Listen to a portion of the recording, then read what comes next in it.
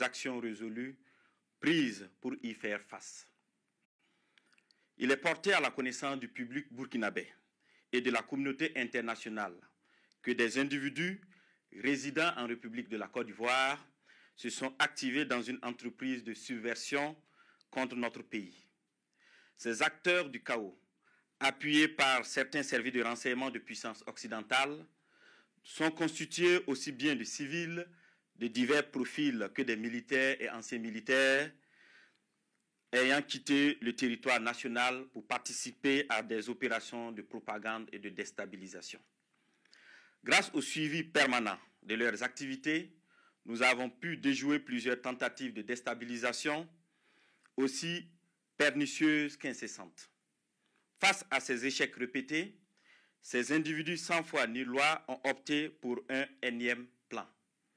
Ce énième plan consistait d'une part à signer un contrat avec des groupes terroristes baptisés les centraux et d'autre part à leur donner des formations spécifiques dans la zone du centre-est pour la prise d'objectifs qui ont été consignés dans leur contrat. Ils devraient en premier lieu mener des actions violentes contre des civils innocents, puis en second lieu s'attaquer non seulement à des institutions de la République, mais aussi à plusieurs autres points sensibles.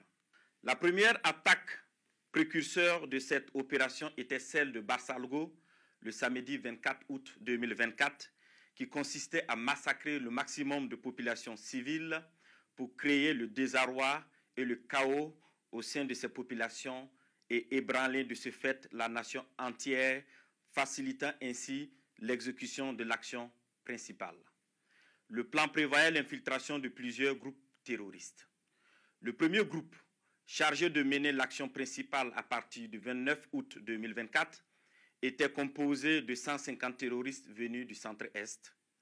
Ils devraient se diriger vers la zone de Sapui, puis remonter sur Ouagadougou en vue de prendre le palais présidentiel sis à Koulouba. Le deuxième groupe devrait attaquer la base de drones militaires pour empêcher toute riposte de nos forces. Le troisième groupe, venu du territoire ivoirien, avait pour objectif de mener des attaques dans la zone de Mangodara pour disperser nos forces combattantes. D'autres groupes devraient cibler l'aéroport pour bloquer tout renfort extérieur, notamment la pose de tout aéronef ami.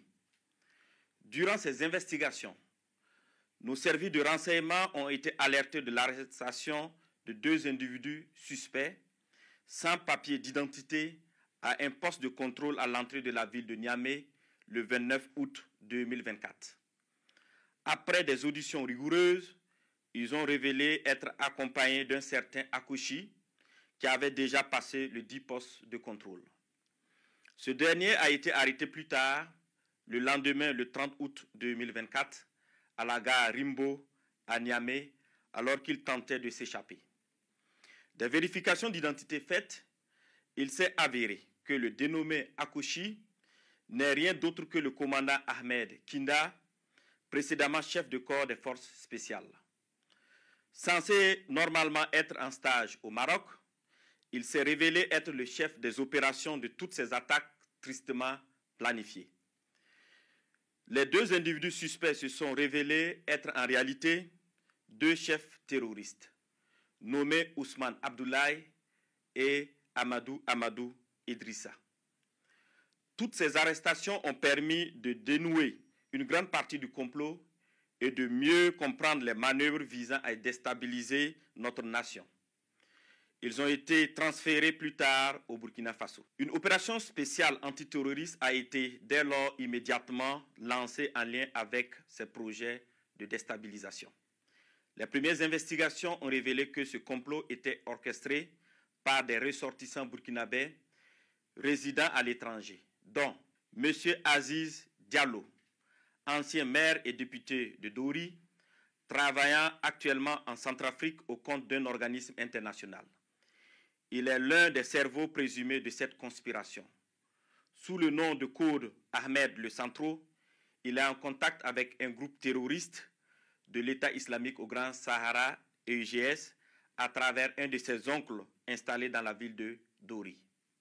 2. M. Ousmane Moumouni Raouni Diallo, oncle de M. Aziz Diallo, ancien combattant de l'EIGS, ancien coordinateur des négociations avec le groupe terroriste sous l'ancien président Damiba. 3. M. Aziz Dabo, ex-agent de l'Agence nationale de renseignement ANR, en fuite, connu sous le nom de code Lionel. 4. M.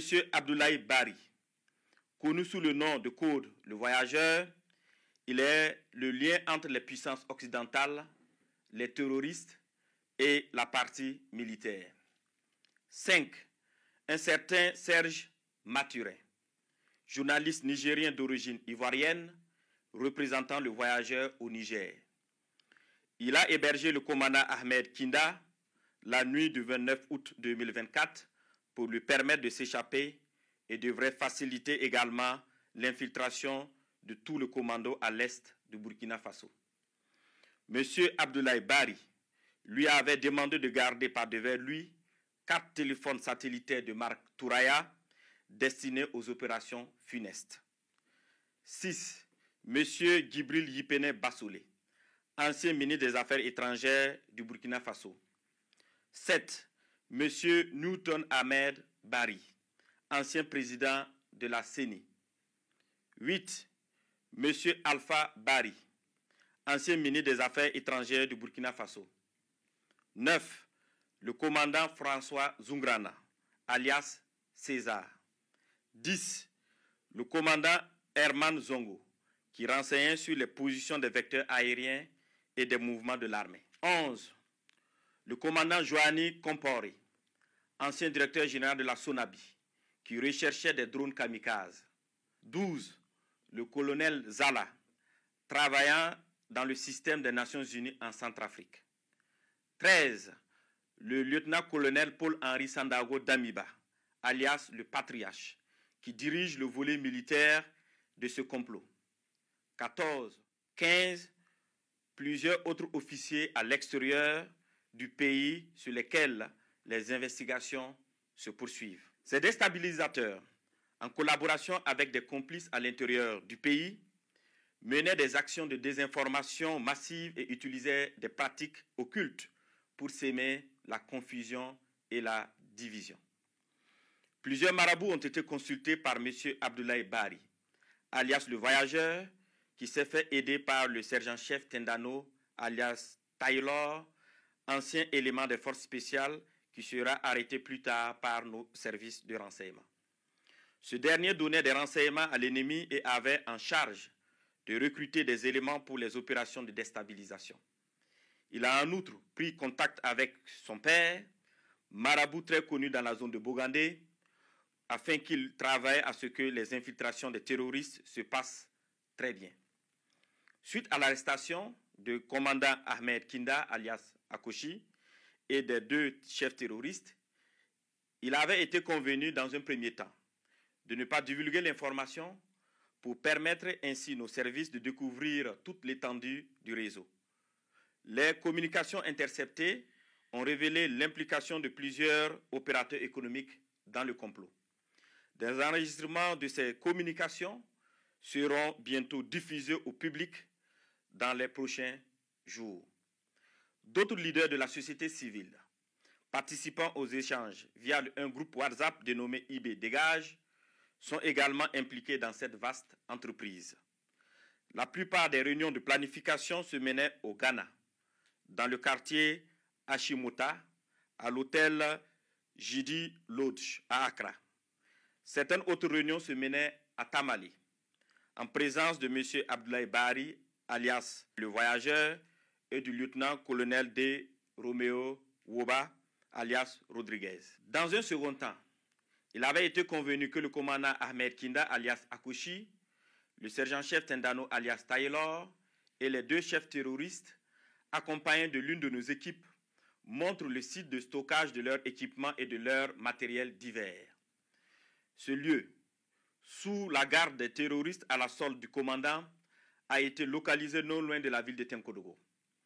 Une fois sur place, ceux-ci ont tenté de s'échapper, mais des échanges de tirs sont suivis, au cours desquels ils ont été neutralisés en sus de plusieurs autres terroristes.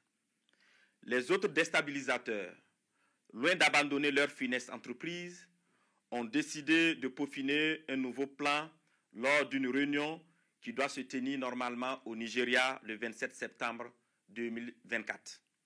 Il s'agira pour eux de recruter de nouveaux terroristes, en sus de recruter 500 mercenaires en provenance d'un pays européen pour des attaques à grande échelle à Ouagadougou visant à semer la terreur. Toujours dans leurs prévisions, ils ont décidé de tuer tous ceux qui s'opposeraient à leur action en faisant référence aux populations dans le cas où elles se révolteraient.